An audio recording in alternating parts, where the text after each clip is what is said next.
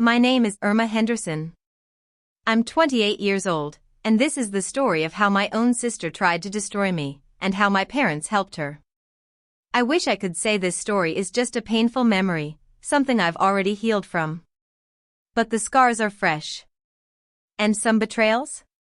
They burn forever. When I found out I was pregnant, I stood in my bathroom frozen.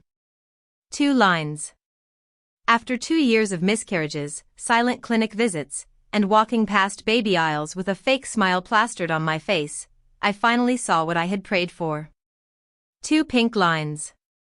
I thought I'd scream, cry, run into my husband Marcus's arms and sob into his chest. But instead, I stood there, shaking. Hope and fear ran through my veins in equal measure.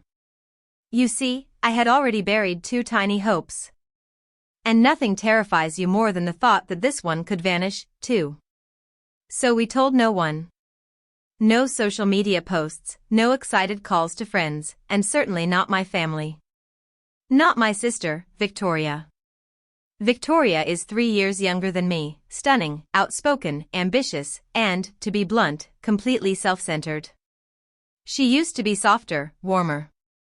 But after her fiancé cheated on her the night before their Miami wedding, something in her snapped. She turned bitter, colder. She channeled all that heartbreak into her career and rarely smiled with warmth again. So when she got promoted to department director at the city's top financial firm, of course she threw a lavish rooftop party. My parents practically begged me to come.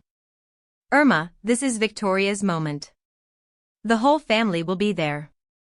You can't skip it, my mother said over the phone, her voice clipped with that edge of guilt-tripping concern I've known since I was 5. I didn't want to go.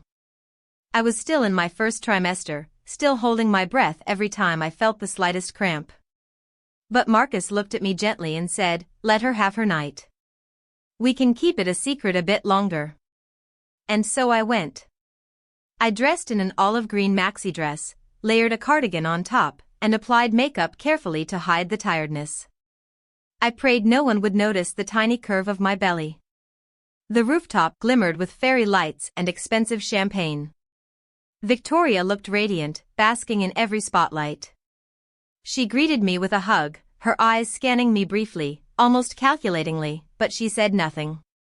I thought I had made it. I avoided nosy questions. Marcus kept close but discreet. Until Aunt Beth happened. She's the family's resident truth-teller, the type who believes blurting whatever crosses her mind is a virtue. She cornered me near the drinks table and tilted her head. Erma, darling, your face is glowing. And your dress, hiding something? She laughed, then reached out and touched my belly before I could stop her. Her eyes widened. Then she screamed. Erma's pregnant. Just like that, every head turned. Every glass paused midair. And Victoria, oh, Victoria. She froze, wine in hand, lips curling into something between a smile and a scowl. The room erupted into cheers. But all I saw was Victoria, alone in a corner, staring at me like I had just stolen her crown. I slipped out to the balcony after her. The city lights blurred in the distance. Her back was to me, but I could feel the ice in the air. You just couldn't let me have tonight, could you? She said without turning. I didn't want this, I whispered. I told Aunt Beth not to say anything. Oh, please, she spun around. You wore that oversized dress like a challenge. You wanted people to ask. Her words felt like blades. Victoria, this pregnancy wasn't planned for your party.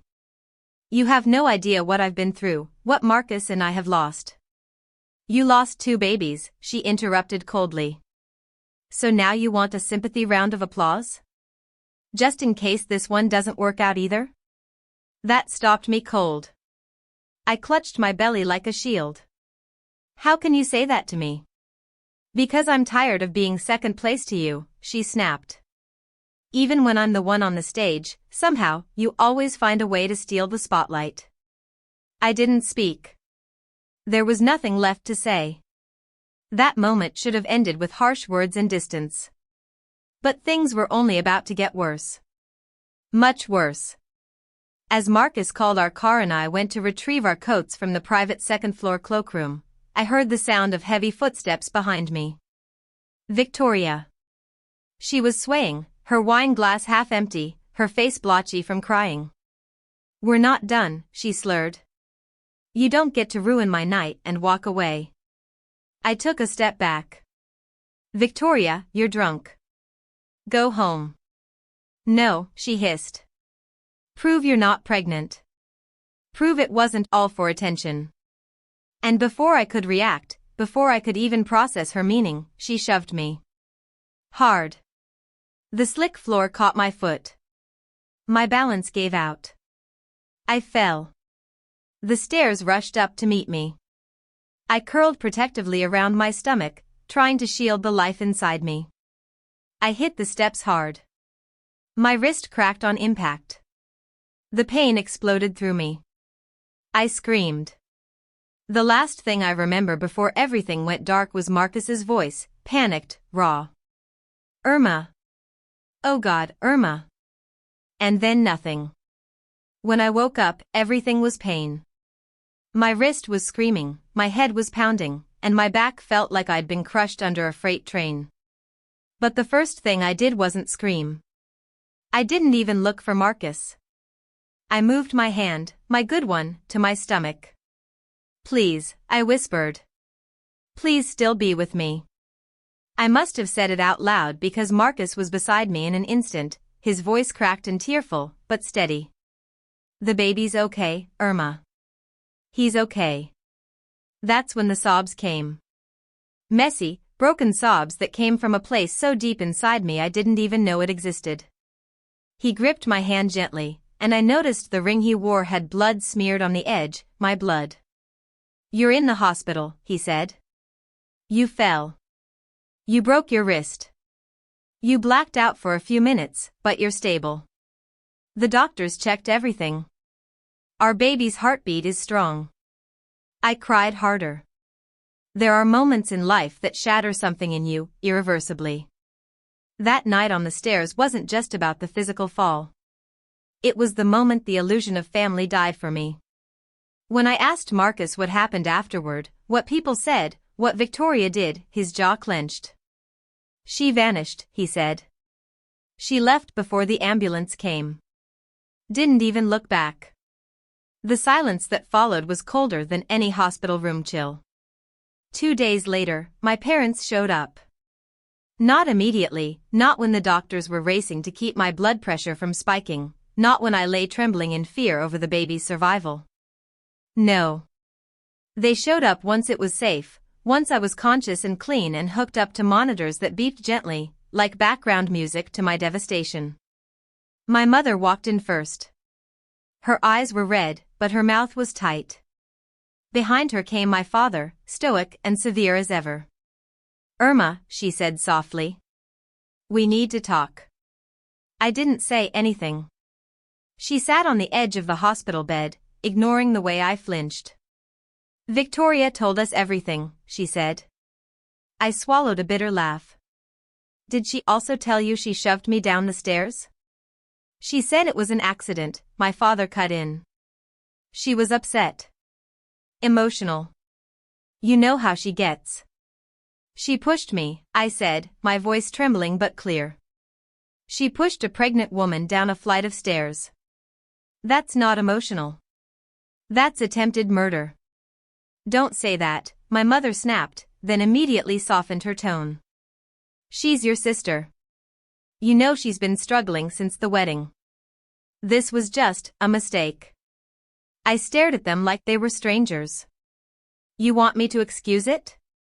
Pretend it didn't happen?" "We're saying," my father said slowly, "that taking legal action against her would destroy this family. What happened was tragic, but it doesn't have to end in court. It was like being punched all over again, only this time, in the chest." "So let me get this straight," I said. "You'd rather protect Victoria's reputation than your own daughter's life? Than your grandchild's life?" My mother's eyes glistened. "It's not like that." "No?" I challenged. "Because that's exactly what it sounds like." They tried pleading. They tried guilt. My mother wept. My father warned me what a court case would do to the family name. We raised you better than this, he said, like my demand for justice was some kind of moral failure. Marcus walked in halfway through their tirade, and the fire in his eyes was terrifying. You have 30 seconds to leave, he said. My father stood up, bristling. You don't talk to me like that. Then maybe talk to your daughter with respect first, Marcus replied coolly. Because she almost died. And I'm not letting either of you downplay what happened. They left in a storm of indignation and false grief. My mother sobbed. My father muttered something about lawyers and scandals. But I had already made up my mind. That night, I filed a report. I wasn't just doing it for me. I was doing it for my unborn child. Because if I let this go, what message would I be sending? That some people can hurt you and walk away, so long as they share your DNA? Not anymore. The next few days were a whirlwind. Police interviews. Legal consultations. Hospital paperwork. The process drained me, but Marcus never left my side. And even as the media tiptoed around the edges, because yes, Victoria was a known name in Austin's finance world, I held my ground. When the story broke, it hit like a bomb. The press didn't have all the details, but they had enough. Well-known financial executive under investigation after pregnant sister hospitalized in suspicious fall. Victoria's firm put her on unpaid leave. My parents didn't call. Not once.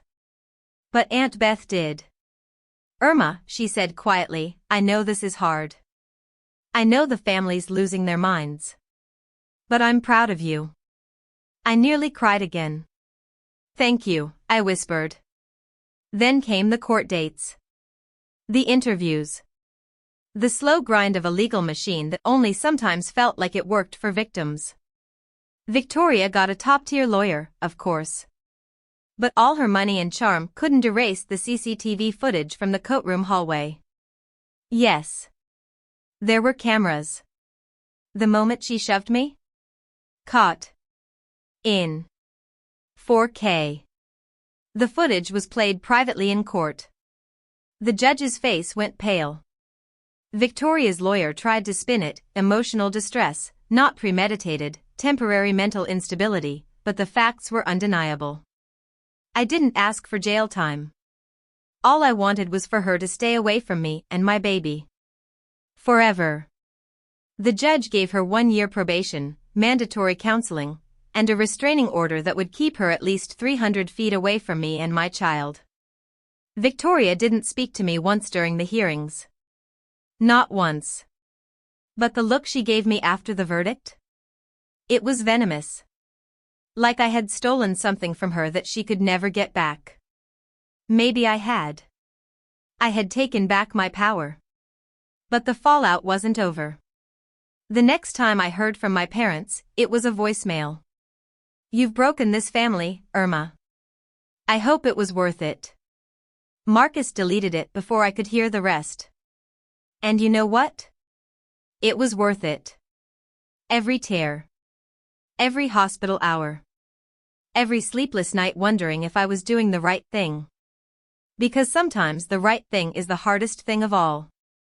3 weeks passed between the court's decision and my next confrontation with my so-called family. In that time, I focused on healing, not just physically, but mentally, emotionally, spiritually.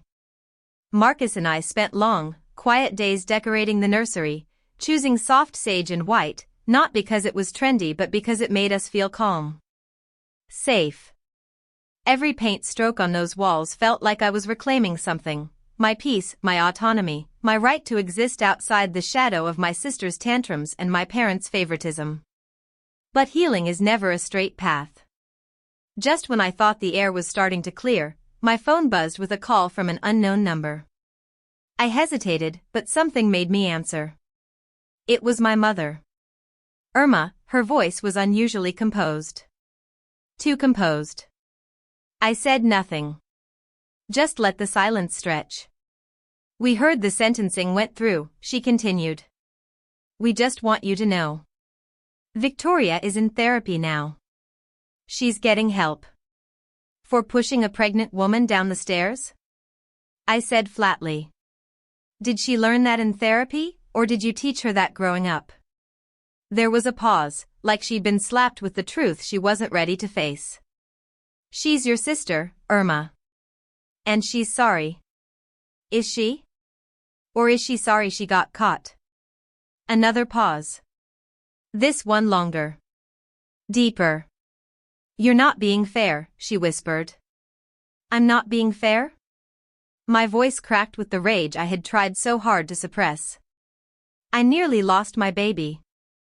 I was in the hospital with a broken wrist and a concussion. She shoved me, intentionally, and you want to talk about fairness? She made a mistake, my mother snapped, her patience finally cracking. Are you really going to keep punishing her? She's not a monster. You've always been so unforgiving, Erma. So dramatic. You've turned this into a spectacle. And there it was, the real voice. The one I grew up with. The one that blamed me every time Victoria cried, every time I dared to stand out or stand up for myself. No, I said, quietly but firmly. I'm done with all of you. That night, Marcus held me while I cried silently into his chest. I wasn't crying over the fall. I wasn't even crying over Victoria. I was grieving the family I thought I had. Days passed, and then weeks. I stopped checking my phone. I blocked every number associated with my parents. We set up a baby monitor, packed a hospital bag, and went to weekly appointments. And every time I heard my son's heartbeat, I felt stronger. But peace never lasts when you're trying to escape dysfunction.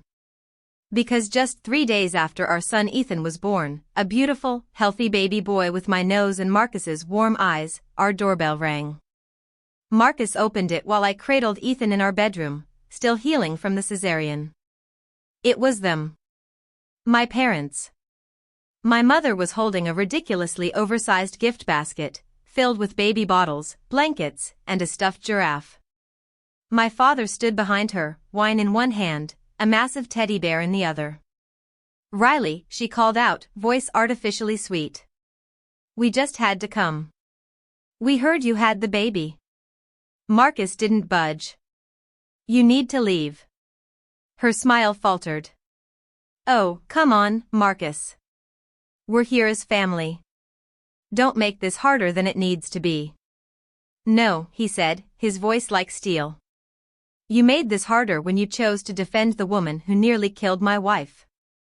Marcus, my father started, stepping forward. But Marcus didn't flinch. You are not welcome in our home. At that point, I walked into the living room, holding Ethan close to my chest. I didn't say a word at first. Just looked at them, really looked. My mother, pretending nothing had happened. My father, standing like a statue, unable to acknowledge the damage he'd done. And between us, an entire chasm of betrayal. You came here with gifts, I said slowly. But you never once showed up when I needed support. You never once said, I'm sorry. You only came now because you want to play the role of doting grandparents for pictures and pride. But you don't get to walk through that door like nothing happened. My father's face hardened. This is ridiculous. That's your son. We're his grandparents. We have a right. I laughed, low and bitter. You lost that right the second you chose Victoria over me. The second you told me that if I pressed charges, you'd disown me. We didn't mean it, my mother said quickly. It was just the heat of the moment. No. It was truth, I replied. The truth you only regret now because the baby's here. I looked at Marcus and nodded. He stepped aside just long enough to scoop up the gift basket and the teddy bear. He placed them neatly beside the trash bin near the garage. Don't come back, he said as he walked past them. Not unless you're ready to truly make things right. My parents stood there stunned, frozen like they couldn't comprehend what was happening. Like the rules of the universe had somehow changed. But the rules hadn't changed. I had. And I wasn't their puppet anymore. That night, we locked the doors, turned off the porch light, and rocked Ethan to sleep in his brand new glider. I whispered a promise to him. You'll never feel what I felt growing up. I'll protect you. Even if it means keeping people with the same blood far, far away. Marcus leaned over and kissed my forehead. We're not alone anymore, he said. And he was right. We were a family now. A real one. There's something eerie about silence after chaos. Not peaceful silence, unnerving silence. The kind that makes you second-guess yourself, wonder if you were too harsh, too rigid. That kind of silence crept in after we shut the door on my parents. No calls. No texts. No unexpected visits. I should have felt free. Instead, I kept watching the security cameras Marcus had installed after Ethan was born. Every time a shadow crossed our porch, my breath caught. Trauma is funny like that, it doesn't ask permission before settling into your body. But day by day, our life began to find its rhythm. Ethan was a calm baby, curious and content. I spent hours just watching him sleep, mesmerized by his tiny chest rising and falling, his hands curling into little fists. Marcus adjusted his work schedule to be home more often, and we leaned into each other like the world had gone quiet outside our little house. But it hadn't. 3 weeks after the visit, Aunt Beth called me. I won't stay long, she promised as soon as I picked up. I just wanted to say, you did what I never could. I frowned. What do you mean? I watched this family sweep things under the rug my whole life. Your parents, especially your father, always decided what we forgave and what we punished. I was the scapegoat for years, but I never stood up like you did. I sank into the sofa, stunned. I told your mom, Aunt Beth continued, that if she ever wanted a relationship with you again, she needed to start by saying, I'm sorry, not showing up with gift baskets like she's auditioning for a holiday ad. I laughed through the lump in my throat. She paused, then added quietly, Erma, I know it hurts. But you were right to draw that line. Even if it feels like you're the villain in someone else's story. That night, I lay awake with Ethan asleep on my chest, thinking about those words, the villain in someone else's story. I used to beg for approval. I wanted my parents to see me, to validate me. But that craving had twisted me in ways I hadn't fully understood until now. I tolerated things I shouldn't have. I let Victoria steamroll my boundaries. I let my parents rewrite my pain as overreactions. No more. The next few weeks passed in a blissful blur.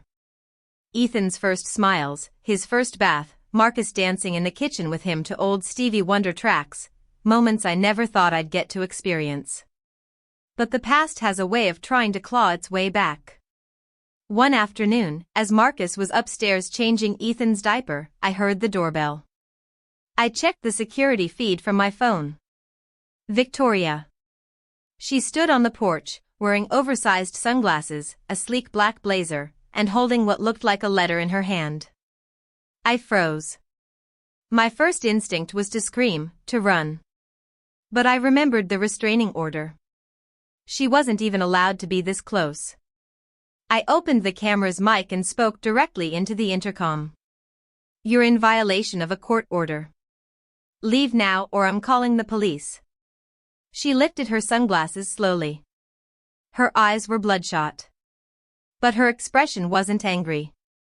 It wasn't smug either. It was hollow.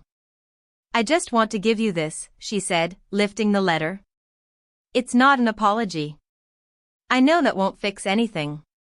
I didn't know where else to go. I said nothing. After a moment, she placed the envelope gently on the welcome mat, turned around, and left without another word. I didn't open the door until I saw her car drive off. Marcus came downstairs just as I picked up the envelope. Should I toss it? He asked. I hesitated. Then shook my head. I need to know what's in it. Inside was a single piece of paper. Handwritten. No formal greeting. No signature. Just 3 short paragraphs that changed everything. I know I don't deserve forgiveness. I don't expect it. What I did to you was inexcusable. That night, I wasn't just drunk, I was bitter, jealous, and furious that my life had unraveled while yours was beginning anew. But even as I pushed you, I knew immediately what I'd done. I didn't run because I didn't care. I ran because I couldn't face it. I couldn't face myself. I hope your baby is healthy. I hope your life is full of peace. I know now that I need to face my own demons, without dragging you down with me. I sat down, staring at the words. They weren't a justification. They weren't even a plea for redemption. They were, strangely, the most honest thing I had ever received from my sister. Still, I didn't cry. I didn't feel relief or closure. Because the truth is, some doors, once closed, should stay closed. Later that night, Marcus and I sat on the back porch, Ethan curled up between us in a soft blanket. "Do you think she meant it?" he asked quietly. "I think she finally saw what she's done," I replied. "But that doesn't mean I need to let her back in." He nodded. "Whatever you decide, I support you." I looked out at the lavender pots in the yard, still blooming, still resilient. "Just like me." "This isn't about forgiveness," I said. "This is about safety. I can forgive her in my heart, someday. But I won't forget. And I won't let her, or anyone, near our son if there's even a whisper of danger." Marcus smiled, brushing his fingers over Ethan's soft hair. "He's lucky to have you." I leaned into him. For the first time in a long time, I believed that. Because I wasn't the villain. I was the survivor. And survivors build walls not to shut the world out, but to protect what matters most inside. There's a strange peace that settles over you when you finally stop needing someone's love. For most of my life, I kept handing my heart to people who only knew how to hold it with knives: Victoria, my mother, my father. Even when they hurt me, I came back with open arms, hoping they'd learn how to hold me gently. But motherhood changed that. Holding Ethan in my arms rewired something deep inside me. His heartbeat was more important than their approval. His future mattered more than my past. And still, part of me couldn't help but wonder, how long until they tried again? The answer came sooner than I expected. It was a rainy Thursday. I remember that because Marcus had just gotten back from running errands, his jeans soaked from the Austin downpour. Ethan was fussy, so I bundled him up and rocked him by the window, humming softly while raindrops traced tiny rivers down the glass. That's when my phone buzzed with a voicemail from an unknown number. I let it go to voicemail. Then curiosity got the better of me, and I played it on speaker while Ethan finally dozed off. It was my father. "Erma," he began, his voice as cold and clipped as ever. "I don't expect a response, but I'd like you to hear me out. Your mother's not well. She's been dealing with depression since this all happened. And Victoria, she's been making progress. She's attending therapy twice a week, and her firm is considering reinstating her position soon. This family's been broken long enough." There was a long pause, as if he expected me to interrupt the recording. "We want to be part of your son's life. You may hate us, but don't punish Ethan by keeping him from his grandparents." I turned the phone off before the message ended. Marcus came into the room just then, his brow furrowed. "Something wrong?" I handed him the phone and walked into the kitchen without a word. I knew if I stayed, I'd scream. I needed the clink of dishes and the hum of the refrigerator to drown out the fury boiling in my chest. Punish Ethan? They had the audacity to frame my silence as punishment? They'd been the ones who chose sides. They stood in that hospital room and asked me to protect Victoria's reputation over my own recovery. They sat across from me while I wore a cast and begged them to see me. They failed to show up for their daughter, and now they wanted to claim my child? The next morning, I wrote them a letter. Not for them. For me. Dear Mom and Dad. This isn't a reconciliation. It's clarity. I want you to understand that I didn't cut you off to be cruel. I didn't press charges to embarrass anyone. I did what I had to do to survive. Your daughter pushed me down the stairs. Your granddaughter-to-be could have died. I could have died. You didn't come to the hospital with love. You came with excuses.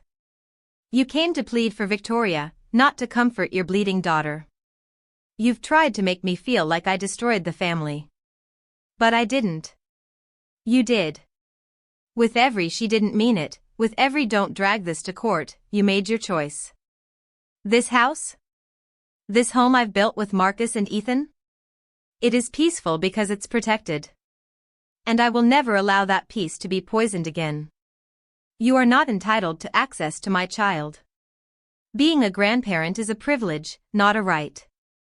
And you lost that privilege the day you defended the person who tried to end his life before it even began. I wish you healing. But I don't wish to see you again. Erma. Marcus read the letter and didn't say anything for a long time. When he looked up, his eyes were shining. Are you going to send it? No, I said. But I needed to write it. And I did. I needed to see my truth in ink. I needed to see that I was no longer someone they could bend. After that, everything slowed down. Ethan turned 3 months old.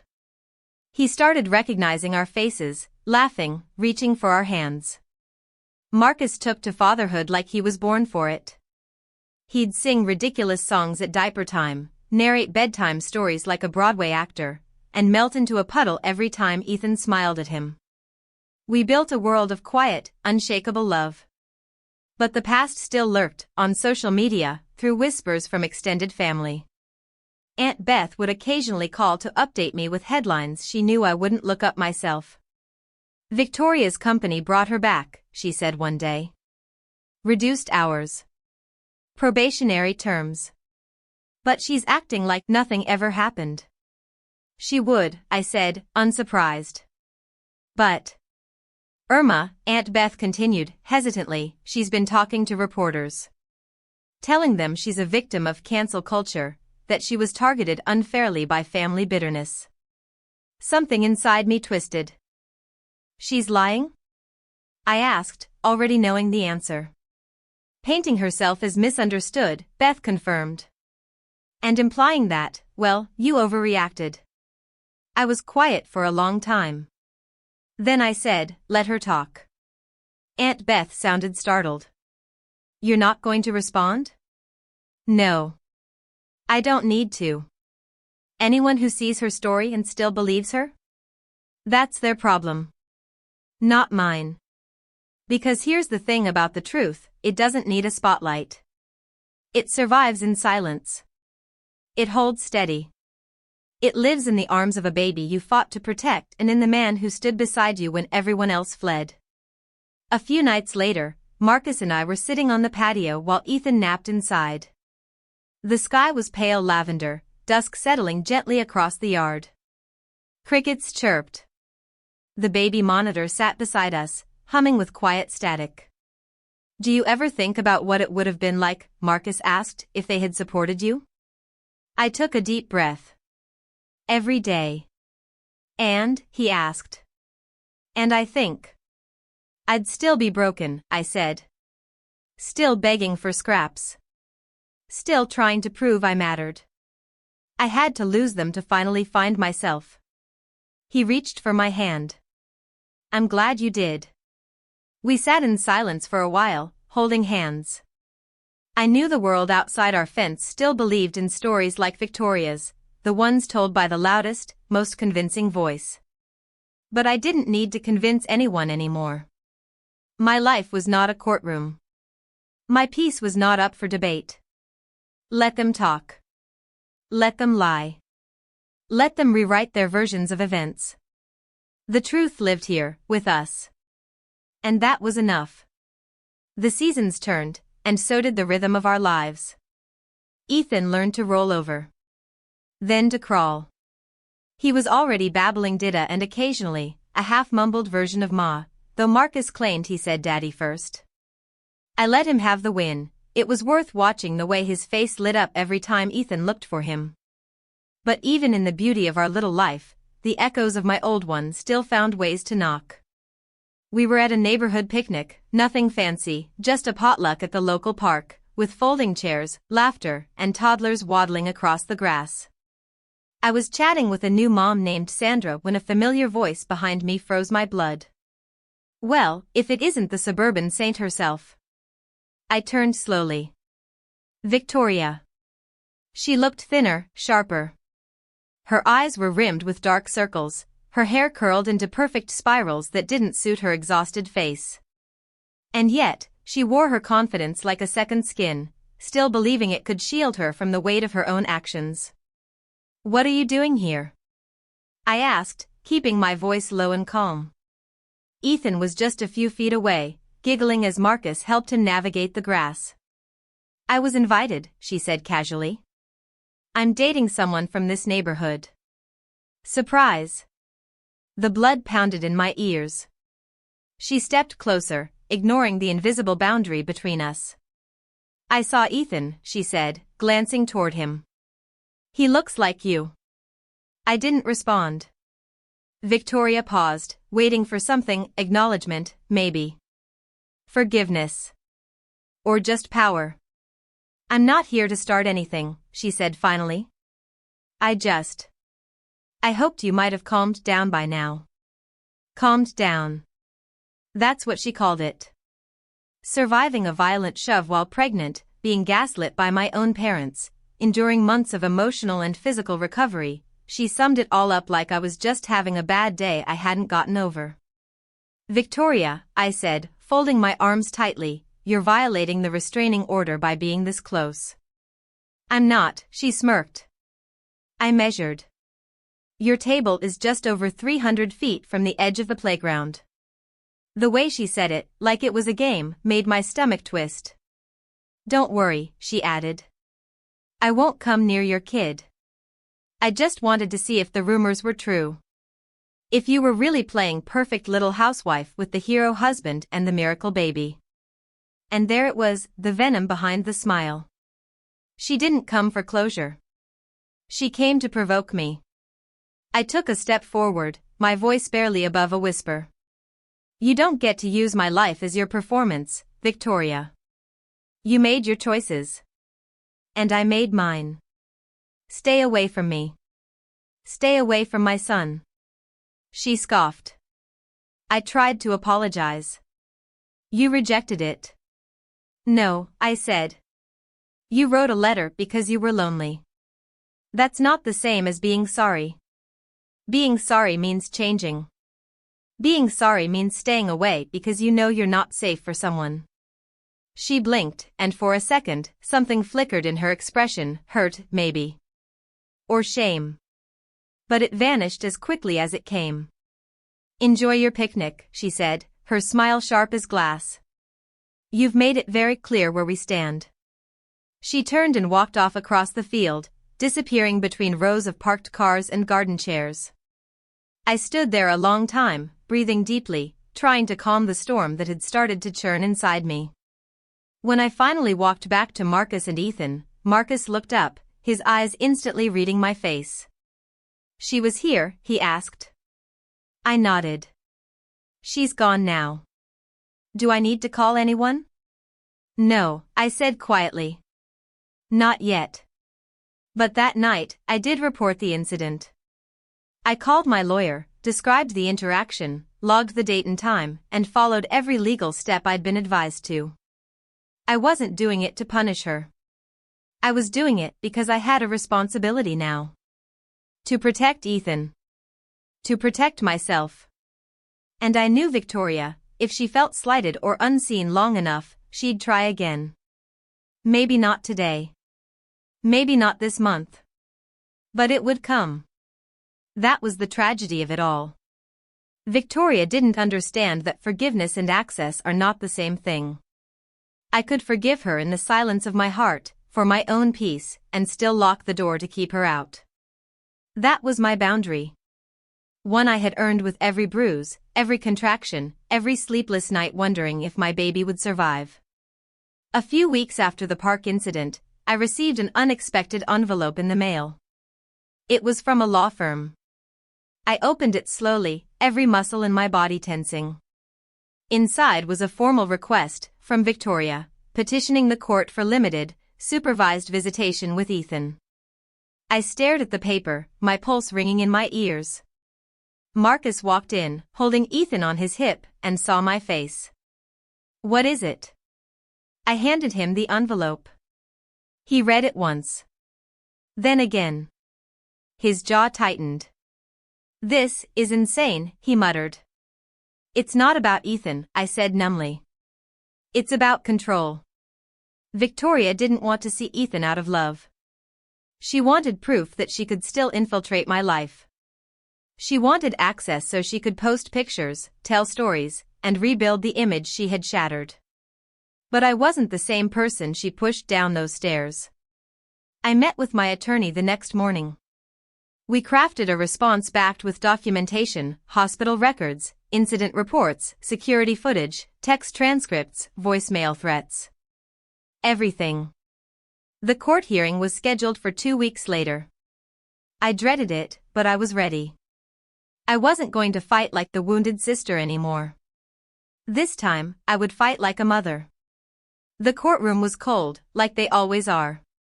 Not in temperature, but in atmosphere. Sterile. Detached. Like the space itself had learned to separate emotion from law. I sat at the plaintiff's table, my hands folded tightly in my lap. Marcus sat beside me, silent, unwavering. He was the stillness I leaned on in every storm. Victoria entered wearing a light gray suit, her hair pinned in a tight bun, her expression calm and collected. She didn't look at me. Not once. She wasn't here to beg. She was here to reclaim power. The judge entered. The room stood. And just like that, it began. Victoria's attorney opened with a rehearsed speech about restoration, about familial bonds, about a woman who had struggled through a dark chapter but emerged committed to healing. He spoke about how every child deserves to know their extended family, how cutting off family members creates emotional gaps in early childhood development. I clenched my jaw so hard it ached.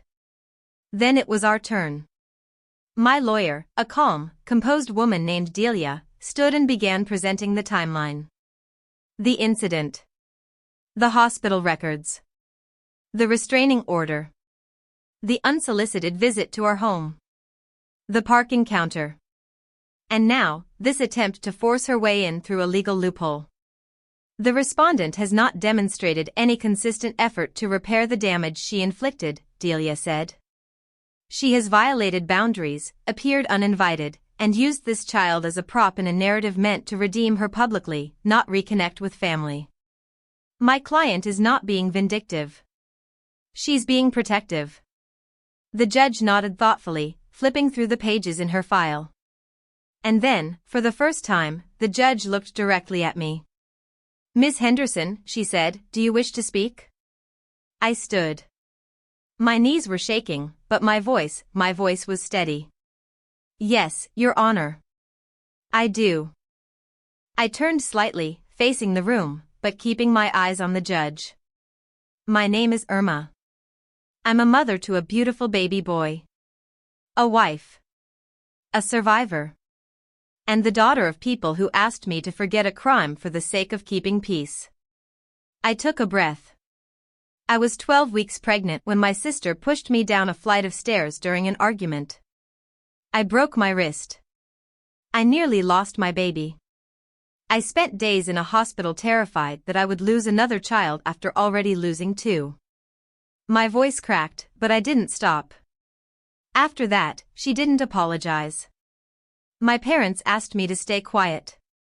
To drop it. To protect her career.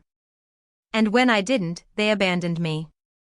I looked directly at Victoria for the first time. "You didn't just hurt me physically. You detonated a bomb that shattered every illusion I had about family. And you walked away like nothing happened. Victoria's expression twitched, but still, she said nothing. I'm not here today because I'm angry, I continued. I'm here because I won't allow trauma to masquerade as tradition. I won't teach my son that blood entitles someone to his life. Love does. Respect does. And you haven't earned either. I turned back to the judge. I am not punishing anyone. I'm protecting a child. And if that makes me harsh, then so be it. I sat down, heart pounding like a drum. There was a long pause. The judge tapped her pen twice. Then she spoke. This court takes no pleasure in severing familial ties, especially where a child is concerned. But in this case, it is abundantly clear that granting any form of visitation to the respondent would not serve the best interests of the child. The petition is denied. The existing restraining order remains in effect. Bang of the gavel. Just like that, it was over. Victoria didn't cry. She didn't yell.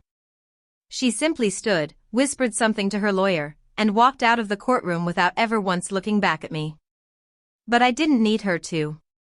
I hadn't come for acknowledgement. I had come for peace. The next morning, the sun broke through the blinds like it hadn't in weeks. The house felt lighter. Ethan babbled on the playmat while Marcus poured coffee, whistling to himself. I sat in the rocker, holding our son, letting the soft rise and fall of his breath against my chest soothe every remaining wound. I had done it. Not just survived, but reclaimed my life, piece by piece. There were no text messages from my parents. No last-minute attempts at reconciliation. Just silence. And I welcomed it. Later that week, Marcus added another security measure to our system: facial recognition alerts. Not because we were afraid, but because we were prepared. We weren't waiting for the past to knock anymore. We'd built a door it couldn't pass. 6 months passed. Then one day, a card arrived in our mailbox. No return address. No signature. Inside was a single sentence, written in familiar handwriting. He's lucky to have a mother like you. That was it. I didn't know what to do with it at first. I stared at it for a long time. And then I folded it once, placed it in a box with Ethan's hospital bracelet and the first photo we ever took as a family, and tucked it deep into the top shelf of my closet. Because some stories don't need to be erased. They just need to be sealed. Now, every morning, I wake up in a home filled with quiet joy. Not perfect. But real. I make pancakes while Ethan giggles in his high chair. Marcus kisses my forehead like it's the first time. And I look out the window, watching the lavender bloom in the garden, the one I planted while pregnant, unsure if I'd ever get to see it flourish. But it did. And so did I. This isn't a revenge story. It's a redemption story. But not for them. For me. Because the real victory wasn't seeing my sister lose in court or watching my parents beg their way back in. The real victory was learning that peace doesn't come from fixing broken people. It comes from protecting whole ones. And now, that's exactly what I am. Whole. Finally. Erma's story isn't just about betrayal, it's about boundaries. About standing up when it's easier to stay quiet. About choosing peace over performance. What would you do if your own family hurt you, and then asked you to forget it? Let us know your thoughts in the comments. And if this story moved you, subscribe to Revenge Echoes for more powerful stories where healing speaks louder than hurt.